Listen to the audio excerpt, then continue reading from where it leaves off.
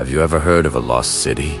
A magnificent empire that vanished beneath the waves in a single day and night. This is the story of Atlantis, a tale that has captivated thinkers, dreamers, and explorers for over 2,000 years. But where did this legend come from? Is it just a myth?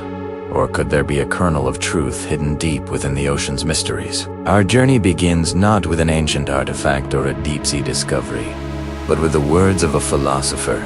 The first and only written accounts of Atlantis come from the ancient Greek thinker Plato. In his dialogues, Timaeus and Critias, written around 360 BC in these texts, Plato describes Atlantis as a formidable naval power that existed some 9,000 years before his own time. That would place its existence around 9600 BC, at the very dawn of human civilization as we know it.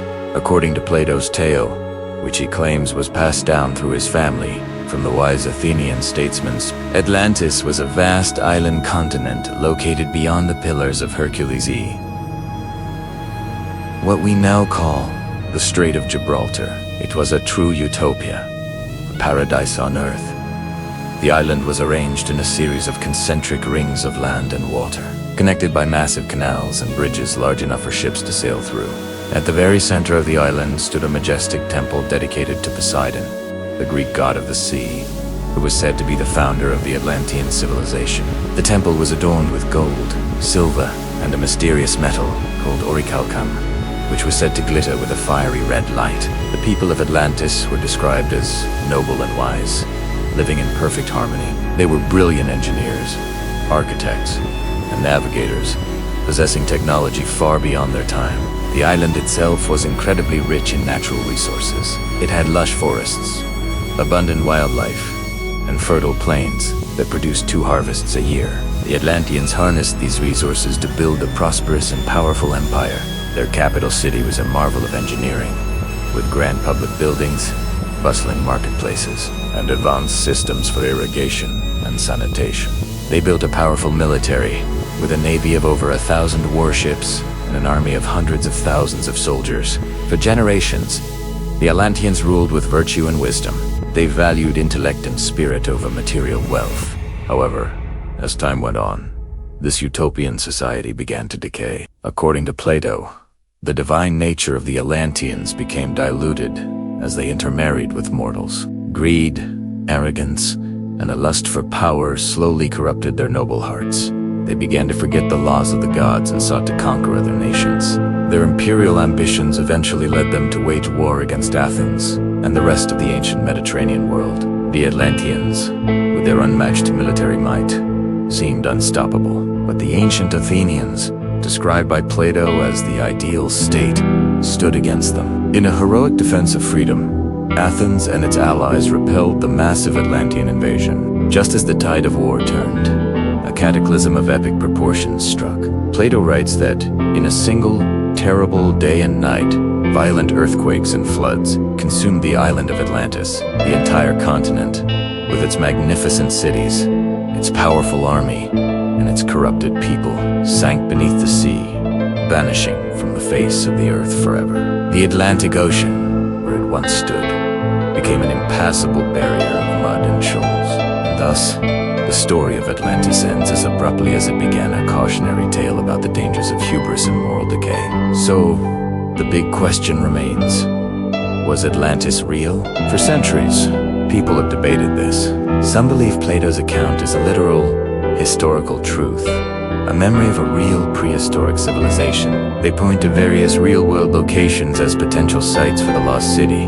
One popular theory connects Atlantis to the Minoan civilization on the island of Crete, which was devastated by the massive volcanic eruption of Thera around 1600 BC. The eruption created a giant tsunami that wiped out coastal settlements, and some scholars believe this event could have inspired Plato's story, though the timeline and location don't perfectly match. Others have suggested locations everywhere, from the Bahamas and the Azores to Antarctica, and even the coast of Spain.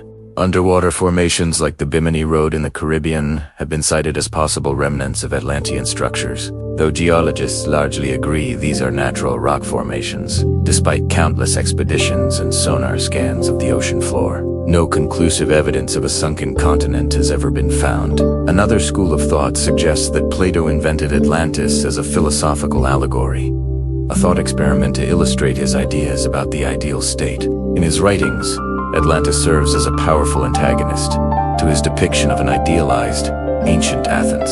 The story of a perfect society corrupted by wealth and power, ultimately destroyed by divine punishment, is a classic morality tale. It is a powerful warning against the dangers of unchecked ambition and the importance of virtue and justice, themes that were central to Plato's philosophy.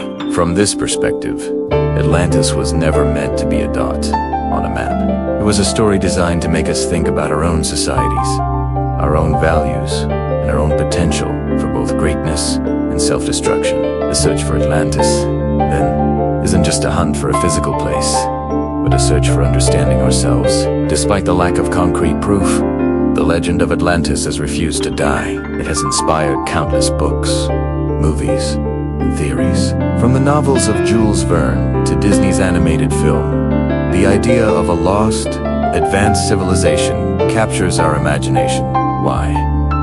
Perhaps it's because the story taps into a deep human longing for a lost golden age, a paradise we've fallen from. It speaks to our fascination with mystery and the unknown depths of the ocean. The legend also reflects our hopes and fears about technology and progress. The Atlanteans had it all: advanced technology, immense wealth, and incredible power. Yet, it all led to their downfall. It's a timeless reminder that with great power comes great responsibility, and that moral wisdom must always guide our technological advancements. Whether Atlantis was a real place, a distorted memory of a real catastrophe, or a purely fictional creation of Plato's genius mind, its legacy is undeniable. It remains one of the most enduring and powerful myths in human history. The quest for Atlantis continues to drive exploration and debate, pushing us to explore the hidden corners of our planet and the even more mysterious depths of our own past. What do you